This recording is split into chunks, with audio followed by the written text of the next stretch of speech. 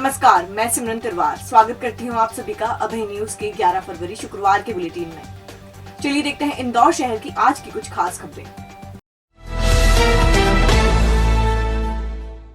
गुरुवार देर रात शहर के एरोड्रम थाना क्षेत्र के पलहर नगर में 3 दुकानें आग की चपेट में आ गई। आग की लपटें इतनी अधिक थी कि आसपास के रहवासी घरों से बाहर भाग निकले। रहवासी घरों से निकलकर बाहर आ गए। दमकल ने मशक्कत के बाद तीनों दुकानों की आग पर काबू पाया। गनीमत रही इसमें कोई जनहानि नहीं हुई। गुरुवार देर रात पलहर नगर स्थित किराने की दुकान में आग लगी। देखते ही विकराल हो गई। उसने पास में कपड़े और एक अन्य दुकान को भी चपेट में ले लिया। सूचना पर दमकल की 3 गाड़ियां मौके पर पहुंची और आग पर काबू पाया। आग से तीनों दुकानें जलकर खाक हो गई। आग लगने का कारण शॉर्ट सर्किट बताया जा रहा है।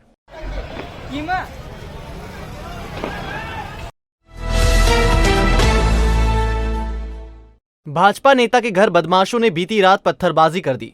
कॉलोनी में बारात निकलने के दौरान कुछ युवक उनके घर के नीचे झगड़ रहे थे। भाजपा नेता की पत्नी ने उन्हें वहां से जाने के लिए कहा। इस पर युवक आक्रोशित हो गए और गाली गलौज करने लगे।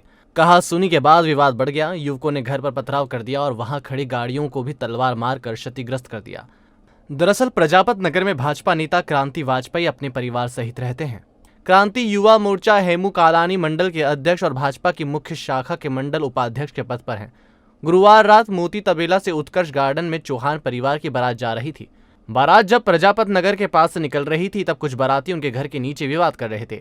इस पर क्रांति की पत्नी ने बालकनी से उन्हें जाने के लिए कहा। सिर्फ इतनी सी बात से युवक इतने नाराज हो गए कि उन्होंने क्रांति वाजपेयी की पत्नी से गाली गलौज कर दी और फिर उनके घर पर पथराव कर दिया। बदमाश यहीं नहीं रुके, उन्होंने घर के बाहर खड़ी गाड़ियों को भी नुकसान पहुंचाया। सूचना पर द्वारकापुरी थाना टीआई सतीश द्विवेदी बल के साथ मौके पर पहुंचे। वहीं चंदन नगर टीआई दिलीपपुरी और एसपी बीपीएस परिहार भी पहुंच गए। बदमाशों की तलाशी के लिए पुलिस उत्कर्ष गार्डन पहुंची और बाहर खड़ी रही। देर रात एक युवक को हिरासत में लिया गया। शेष की तलाश की जा रही है। बता दें क्रांति वाजपेयी विधायक मालिनी गौड़ के सबसे खास नेता माने जाते हैं। अरे तुम तो इधर हो रे, तू मत ज्यादा झाकिया कर हो बाप। वो देख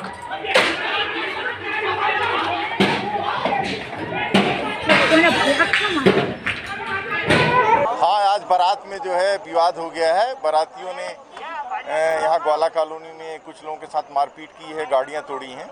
उसी संबंध में यहाँ जो बारात आई है हम लोग लगे हैं कि कोई विवाद की स्थिति निर्मित ना हो। अभी हम पहुँचेंगे वहाँ, फिर जानकारी तो हमें अभी हम जा रहे हैं, वहीं जा रहे हैं। 2-3 लोग घायल। क्या कारण आया? ऐसा ही बारात में किसी को टक्कर लग गई थी, ऐसा समझ में आ रहा है, तो उसी को लेकर के विवाद हुआ था। बारातियों ने जो है गली में हाँ, बारातियों ने ही गली में तोड़फोड़। परदेशीपुरा थाना क्षेत्र में शराब के पैसे नहीं देने पर एक व्यक्ति को गोली मारकर बदमाश ने घायल कर दिया था। बदमाश के फायर के बाद पुलिस ने अपना पावर दिखाया, उसे पकड़ा और जमकर तोड़ा। फिर उसी जगह जुलूस निकाला जहां दहशत फैलाने के लिए गोली चलाई थी। इस दौरान पुलिसकर्मी बदमाश के कान मरोड़ते दिखे। आम लोगों, ठेले वालों और दुकानों से माफी मंगवाई। इस दौरान बदमाश हाथ जोड़कर गिड़गिड़ाते हुए कहता रहा, गुंडागर्दी पाप है, पुलिस हमारी बाप है। बाप है, पुलिस हमारी बाप है, गुंडागर्दी पाप है, पुलिस हमारी बाप है। परदेशीपुरा थाना क्षेत्र में बीती रात वाइन शॉप पर सोनू लिहाने नामक युवक शराब खरीदकर घर जा रहा था। इसी दौरान क्षेत्र का लिस्टेड बदमाश विमल सेन ने रास्ता रोककर उससे शराब के पैसे मांगे। युवक ने मना किया तो बदमाश ने पहले पिस्टल से हवा में फायर किया। इसके बाद सोनू पर भी गोली दागी, जो आंख के पास के हिस्से को छूकर निकल गई। घायल को एमवाई अस्पताल में भर्ती किया गया। पुलिस ने फरियादी के बयानों के आधार पर आरोपी लिस्टेड बदमाश विमल के खिलाफ प्रकरण दर्ज कर उसे गिरफ्तार कर लिया। उसे पहले तोड़ा, फिर उसी जगह जुलूस निकाला जहां बदमाश ने गोली चलाई थी। जिस जगह बदमाश का कल तक आतंक था, उसी जगह वह हाथ पैर जोड़ता नजर आया। ठेले वालों और आम लोगों के पैर छूकर बोला, गुंडागर्दी पाप है, पुलिस हमारी बाप है। बदमाश विमल पर 16 आपराधिक मामले दर्ज हैं। टीआई पंकज द्विवेदी ने कहा, राजकुमार ब्रिज पर पुलिस से बचने के लिए दौड़ लगाने में वह सीढ़ियों से गिर गया, जिससे उसके पैर में चोट आई, जिसका उपचार करवा दिया गया है।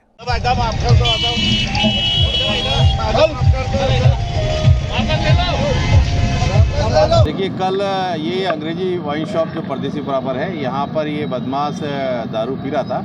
तो वहाँ पर एक नेहरू नगर के सज्जन थे, वो यहाँ पर आए सोनू लिहाने अपने लिए दारू लेने के लिए अपने जीजा के साथ में। तो इसने अड़ीबाजी की, उनसे पैसे मांगे। ना देने पर इसने फायर करा और एक फायर उनकी तरफ करा तो सोनू लिहाने को आँख के पास में छूकर गोली निकली थी। इस मामले में हमने 327, 307 का अपराध पंजीबद्ध कर लिया था और विमल नाई की तलाश की जा रही थी। तो आज हमको मुखबिर से इन्फॉर्मेशन मिली कि राजकुमार ब्रिज के पास में आया है और किसी से पैसे लेने के बाद फरार होने की फिराक में है। तो हम लोगों ने वहाँ घेराबंदी करी टीम के साथ में। जब इसको हमने वहाँ पे कैच करने का प्रयास किया तो राजकुमार ब्रिज पर ये इसने दौड़ लगा दी और जो सीढ़ियों से नीचे जाते हैं वहाँ से ये कूद के भागने लगा। भागने के दौरान कूदने में इसको जो है पैर में चोट आई, लेकिन हमने सभी ने अच्छा संख्या बल था हमारे साथ, पकड़ लिया इसको और पकड़ने के बाद में फिर इसको हमने इसका उपचार भी करा लिया है और इससे जो घटना में इसने जिस पिस्टल से फायर किया था वो पिस्टल भी इससे बरामद कर लिया और आरोपी को माननीय न्यायालय में पेश किया जाएगा।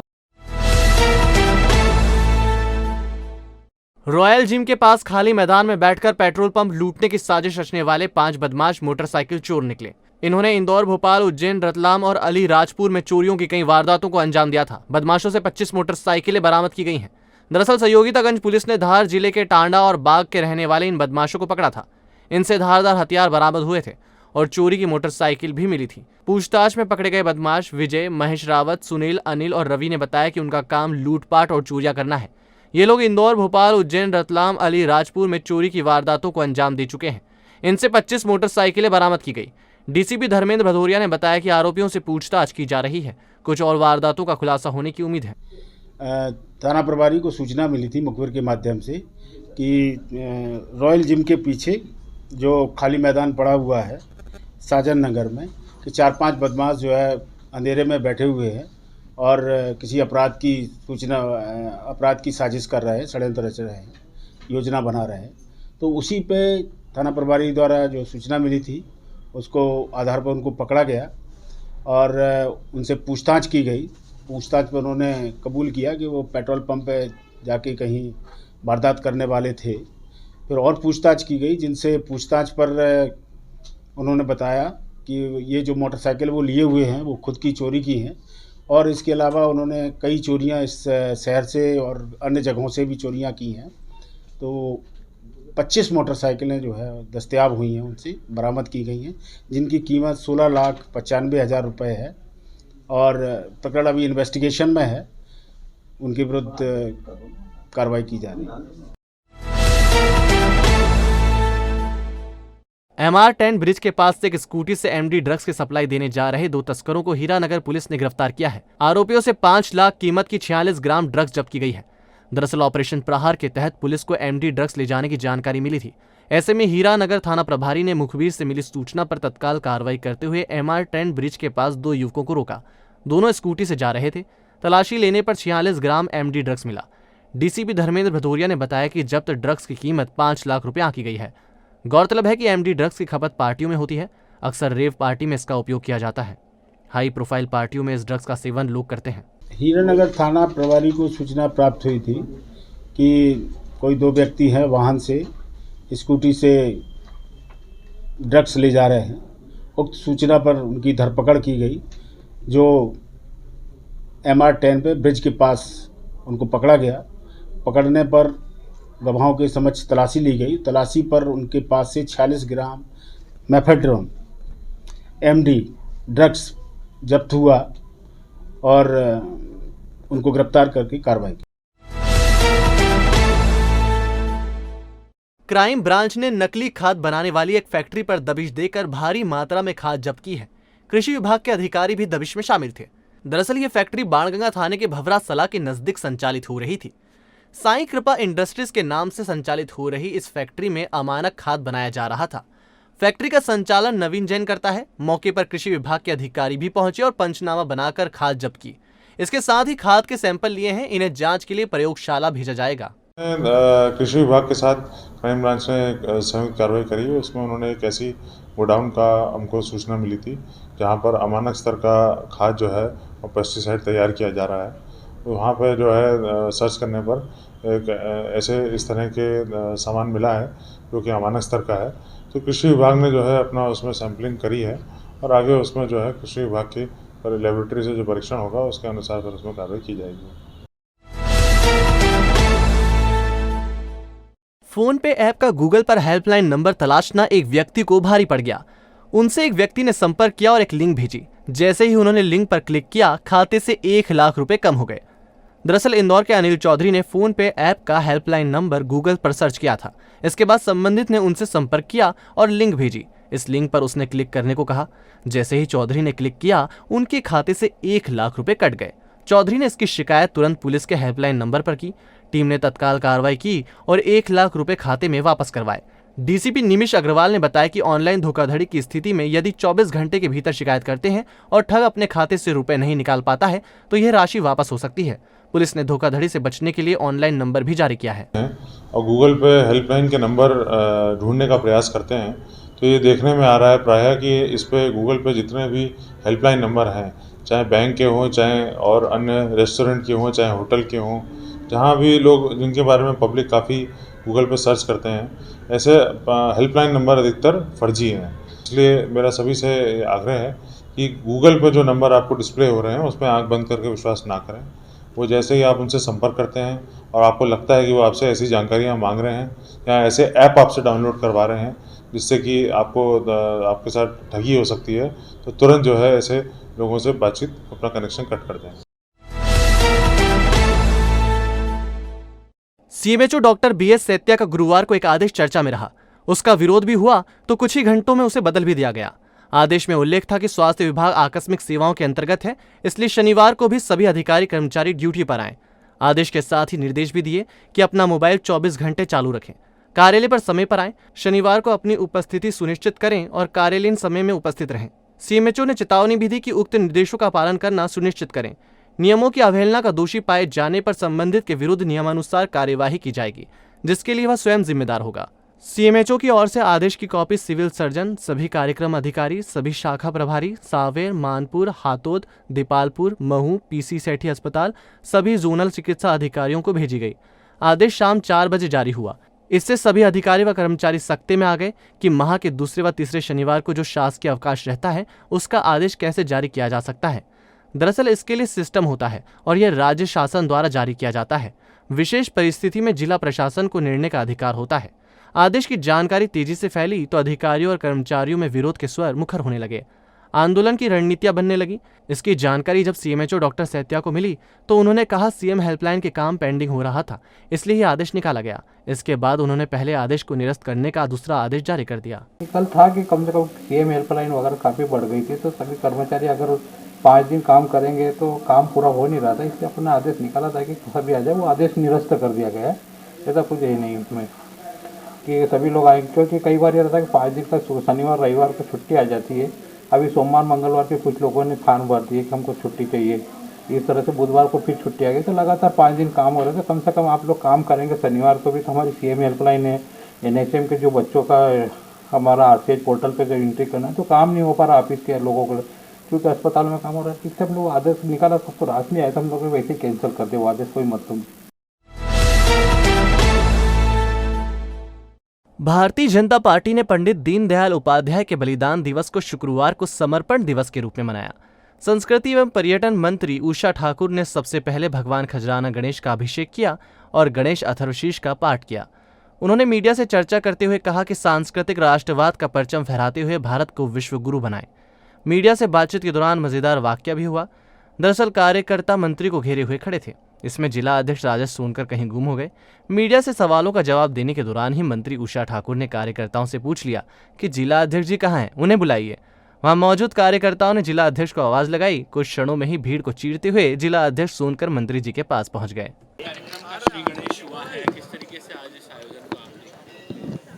आज समर्पण दिवस है भारतीय जनता पार्टी का 11 फरवरी, परम श्रद्धेय दीनदयाल जी का बलिदान दिवस है ये।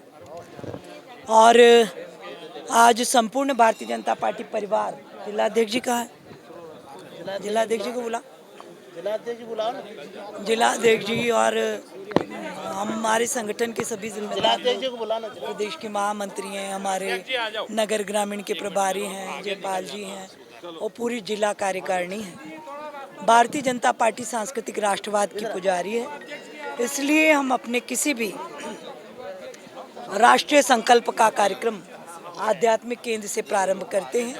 इसलिए आज हम सब भाई बहनों ने खजराना गणेश जी का अभिषेक किया, गणेश अथर्वशीष का पाठ किया और विश्व के पहले बलिदानी भगवान गणेश के चरणों में प्रार्थना की कि हमें भी आप जैसी त्याग तपस्या बलिदान मिले और सांस्कृतिक राष्ट्रवाद का परचम फहराते हुए हम भारत को जगत गुरु के पावन पद तक ले जाएं। मध्य प्रदेश के उच्च शिक्षा मंत्री डॉक्टर मोहन यादव शुक्रवार सुबह इंदौर पहुंचे। उन्होंने खंडवा रोड स्थित देवी अहिल्या विश्वविद्यालय के ऑडिटोरियम में वर्कशॉप का उद्घाटन किया। वर्कशॉप यूनिवर्सिटी से एफिलेटेड कॉलेजों के प्रिंसिपल और नेक प्रभारियों के लिए राष्ट्रीय शिक्षा नीति 2020 के संदर्भ में नेक प्रत्यायन और मूल्यांकन का संशोधन प्रारूप विषय पर आयोजित की गई। यूनिवर्सिटी के मीडिया प्रभारी डॉक्टर चंदन गुप्ता ने बताया, वर्कशॉप में वक्ता डॉक्टर कृष्णकांत गुप्ता, सदस्य जनरल काउंसिलिंग नेक एवं प्राचार्य Agarwal PG college Ballabhgarh, doctor K Rama, पूर्व सलाहकार नेक बेंगलुरु एवं डॉक्टर धीरेन्द्र शुक्ला, ओएसडी उच्च शिक्षा विभाग भोपाल ने संबोधित किया। इधर वर्कशॉप में जाने से पहले मीडिया ने जब उच्च शिक्षा मंत्री से हिजाब विवाद पर सवाल किया तो वे कन्नी काट गए। उन्होंने सिर्फ इतना ही कहा कि इस मामले में उनका कोई लेना देना नहीं। दरअसल गणतंत्र दिवस पर फेसबुक और ट्विटर पर उन्होंने राष्ट्रपिता महात्मा गांधी सहित जवाहरलाल नेहरू, इंदिरा गांधी और राजीव गांधी पर टिप्पणी की थी, जिसके बाद कांग्रेस हमलावर हो गई थी। विरोध की ये चिंगारी उज्जैन से उठी, जो प्रदेश में देखते ही देखते शोला बन गई।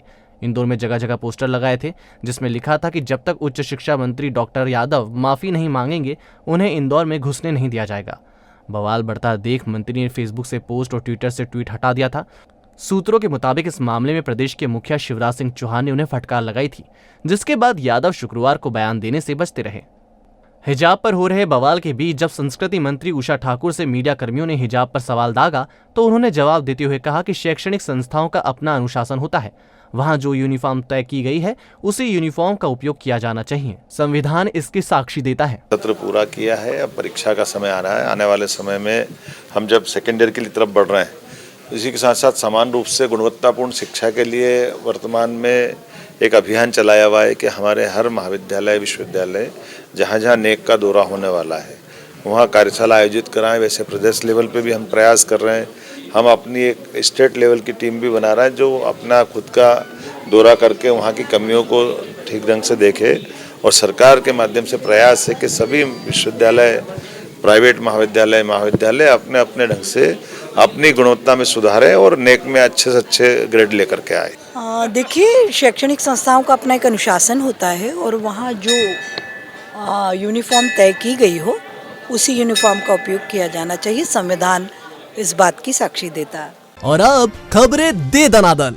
गुरुवार को द्वारकापुरी थाना क्षेत्र की दिग्विजय मल्टी में रहने वाली 8 साल की मासूम मीनाक्षी राठौर अपने बड़े भाई के साथ पानी भरने कुएं पर गई थी। यहां पैर फिसलने से वह कुएं में जा गिरी। घटना के वक्त पिता काम पर गए थे। लोगों की मदद से उसे बाहर निकाला गया और परिजन अस्पताल लेकर पहुंचे, लेकिन तब तक उसकी मौत हो चुकी थी।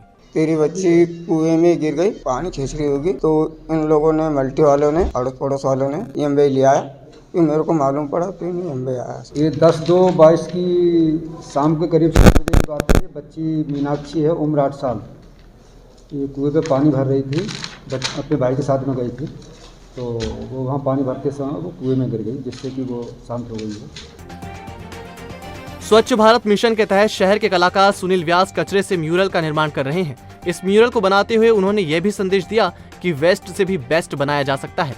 नवलखा चौराहे पर बनाए म्यूरल में उन्होंने राष्ट्रपति महात्मा गांधी के दांडी मार्च का चित्रण किया है। म्यूरल खराब प्लास्टिक, मेटल एवं अन्य चीजों से बनाई गई है। स्वच्छ भारत अभियान में नवलखा चौराहे पर एक अपने यहाँ के स्थानीय कलाकार हैं सुनील व्यास जी, उनके द्वारा एक म्यूरल तैयार किया गया है। इस म्यूरल की खास बात यह है कि इसमें वेस्ट का उपयोग किया गया है। इसमें विभिन्न प्रकार के प्लास्टिक वेस्ट और मेटल वेस्ट को इस्तेमाल किया गया है। कनाड़िया थाना क्षेत्र के बाईपास पर पार्टी मनाकर पुष्प रतन कॉलोनी स्थित घर लौट रहे व्यापारी मुकेश आंवले की कार अनियंत्रित होकर पलट गई। इसमें वो गंभीर घायल हो गए। उन्हें MY अस्पताल में भर्ती करवाया, जहां उनकी मौत हो गई। परिजनों के मुताबिक मुकेश शराब पीते थे। संभवतः शराब के नशे में ये दुर्घटना हुई। मेरे पिताजी दोस्तों से मिलने के लिए गए थे। खाना खा के वो वहाँ से वापस निकल रहे थे, तो ऊनो जो बिल्डिंग है बाईपास के वहाँ पे डिवाइडर से गाड़ी टकराई और क्या बोलते हैं, जो स्टीयरिंग उनके छाती से जाके टकराया, जिससे उनको इंटरनल ब्लीडिंग हुई। एक्सटर्नल ज़्यादा कुछ चोटें नहीं है, उससे उनकी मृत्यु हो गई। एम्बास से सूचना प्राप्त हुई थी कि मृतक जो है वो घायल अवस्था में एक व्यक्ति बाईपास एबी रोड पर जो एक्सीडेंट हुआ था उसमें उसकी मृत्यु हो गई है। सूचना पर मर्चुरी रूम आकर यहाँ पर जो है पोस्टमार्टम संबंधी कार्रवाई की गई है और पोस्टमार्टम के लिए मृतक को रवाना किया गया है। मृतक का नाम मुकेश आवले पिता जगदीश आवले निवासी पुष्परतन कॉलोनी इंदौर है। तो आपने देखा अभय न्यूज का आज का बुलेटिन। अगर खबरों को लेकर आपके पास कोई फीडबैक है तो हमारे कमेंट सेक्शन में या फिर इनबॉक्स में जरूर बताइएगा। कल फिर मिलेंगे इसी समय। नमस्कार।